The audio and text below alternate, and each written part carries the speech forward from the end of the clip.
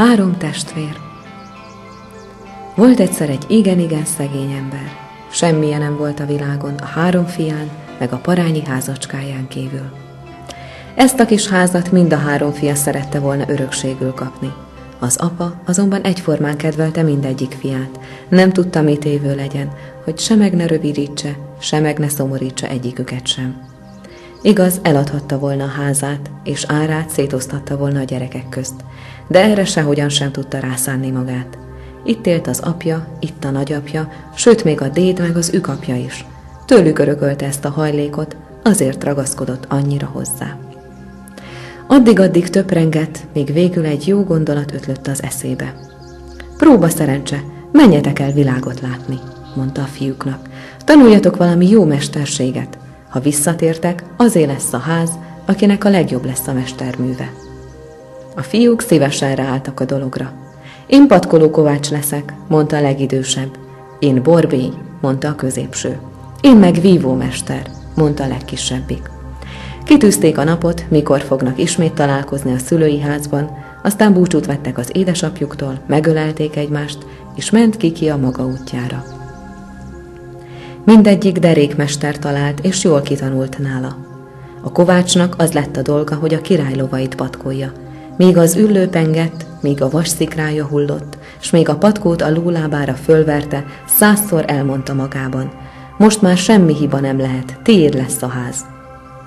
A borbély reggeltől estig csupa előkelő urat borotvált, s ahogy a habot verte, ahogy a borotvát fente, egyre csak azon járt az esze, hogy a házat senki más nem kaphatja meg, csak is ő. A harmadik fiú egy híres neves vívóhoz került. Eleinte megtáncoltatták, de ő összeszorította a fogát, és egy percre sem vesztette el a bátorságát.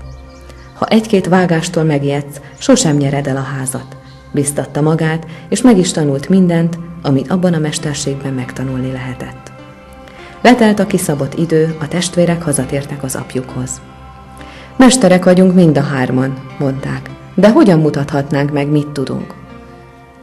Összeültek és tanakodni kezdtek.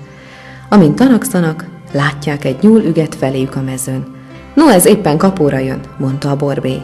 Kapta hamar a tálat, szappant, ecsetet, szaporán habot vert, csak úgy futtában beszappanozta és megborotválta a nyulat, mindössze a pofaszakállát hagyta meg. Ez már igen, mondta az apjuk. Ilyet még nem láttam. Ha a másik kettő nem tesz túl rajtad, tiéd lesz a ház. Nem sok idő múlva egy uraság robogott arra a hintóján. Ide nézzen, édesapám, mit tudok én? Kiáltotta a kovács. Kapta a szerszámait, a hintó után vetette magát, s akárhogy vágtattak a lovak, mind leszedte róluk a régi patkót, s újat vert a lábukra, csak úgy futtában. Derék legény vagy, dicsérte meg az apja. Látom, te is jól érted a mesterségedet. Igazán nem tudom, melyiktek érdemli meg jobban a házat, a bátyád, vagy pedig te. Kint álltak a ház előtt, s éppen megerett az eső.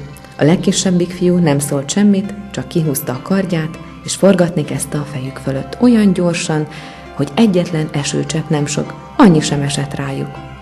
A zápor egyre jobban nekierett, most már úgy zuhogott, mintha dézsából öntötték volna.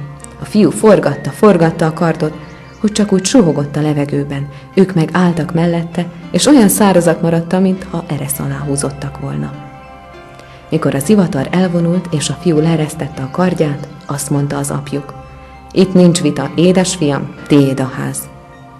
Ez ellen a másik kettőnek sem lehetett szava, de mert jó testvérek voltak, és szerették egymást, együtt maradtak, ott tűzte mindegyik a maga mesterségét a régi kis házban. A kovács patkolt, a borbély borotvált, a vívómester pedig vívni tanította a legényeket. Így éltek békében, boldogan, míg meg nem haltak.